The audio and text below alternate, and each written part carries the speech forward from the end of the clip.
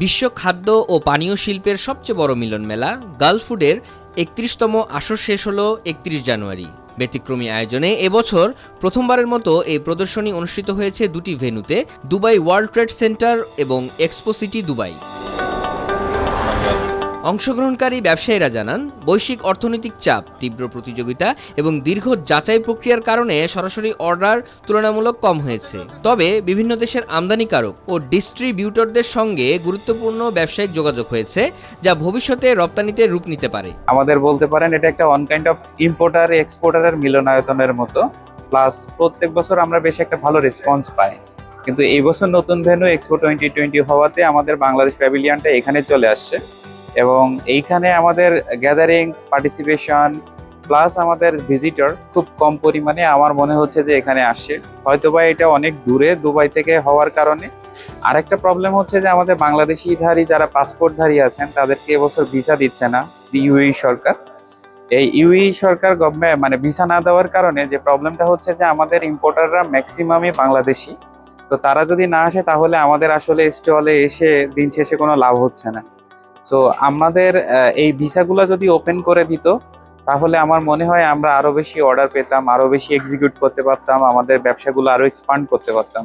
আমাদের সবচাইতে যেটি বড় অ্যাচিভমেন্ট আমরা মনে করি সেটি হচ্ছে আমরা ওশেনিয়ান ডেস্টিনেশনে আমরা নতুন বায়ার পেয়েছি, আফ্রিকাতে পেয়েছি এবং আমাদের জিসিসির যেটি বাদ ছিল সেখানেও আমরা পেয়েছি। আর সেই দিক থেকে বিচার করলে আমি বলবো যে আমরা কিছুটা আশান্বিত এবং আনন্দিত যে আমাদের নতুন বায়ার আমাদের লিস্টে এসেছে। গালফ ফুডে আমরা এবারে সারা আশানুরূপ পাই নাই, কারণ আপনি জানেন যে গালফ ফুড ফেয়ারটা 2টা সেন্টার হচ্ছে, যে কারণে আমাদের যে কাস্টমারগুলোর সঙ্গে শুধুমাত্র কমিউনিকেশন হচ্ছে সেই কাস্টমারগুলো আসছে। বাট আমরা অন্যান্য বছরে যেভাবে সারা পাই ওই তুলনায় আমরা সারা পাই নাই। বাট একদম খারাপ বলবো না, বাট আশানুরূপ সারাটা হয় নাই। আমাদের স্বপ্ন আসলে বরাবরই থাকে যে 2-3টা ভাগে ভাগ করা থাকে, টু বি অনেস্ট। সেটা হচ্ছে যে আমাদের এক্সিস্টিং কাস্টমাররা আমাদের এখানে আসে বছরে একবার, আমরা তাদের সাথে মিলিত হই এবং তাদের সমস্ত সমস্যা এবং অপরচুনিটি নিয়ে ডিসকাস করি। পাশাপাশি নতুন কাস্টমার ধরার জন্য এখানে একটা ধরেন যে থাকে, আশা থাকে। সো আমি সেই দিক থেকে বলবো যে স্বপ্ন ছিল আমরা অনেক ভালো কাস্টমার পাবো। আলহামদুলিল্লাহ আমরা ভালো রেসপন্স পাইছি। আমাদের এখানে মাল এক্সপোর্ট করার আগে কিছু গ্রাউন্ড ওয়ার্ক করতে হবে, কিছু পারমিশনের ব্যাপার আছে, লাইসেন্সের, এবং আমরা ওনাদেরকে বলেছি জুলাইয়ের পর থেকে আমরা যে পরিমাণ ডিমান্ড আমরা সাপ্লাই করতে পারবো। মেলায় অংশ নেওয়া বাংলাদেশি প্রতিষ্ঠানগুলো রপ্তানি আদেশ পেয়েছে প্রায় $10.5 মিলিয়ন। পাশাপাশি $17 মিলিয়ন সম্ভাব্য রপ্তানি আদেশ এসেছে, যা আগামী মাসগুলোতে চূড়ান্ত চুক্তিতে রূপ নিতে পারে বলে জানান সংশ্লিষ্টরা।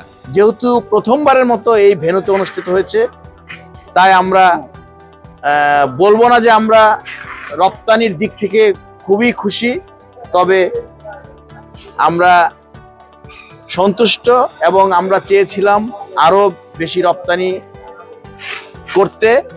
আশা করি নতুন ভেন্যু হিসেবে এটি যেমন শুরু হলো, আগামীতে এটি আরো বেশি সাফল্য আমরা পাবো।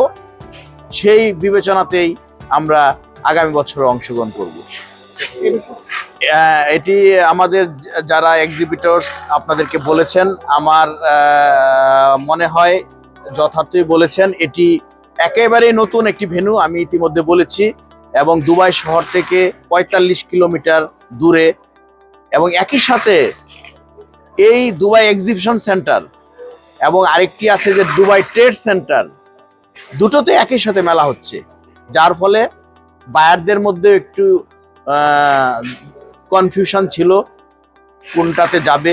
সেই দিক বিবেচনায় আমার মনে হয় আমাদের অংশগ্রহণ যেমন ছিল এবং রপ্তানি আমরা আশানুরূপ না পেলেও আমরা ভালো পেয়েছি।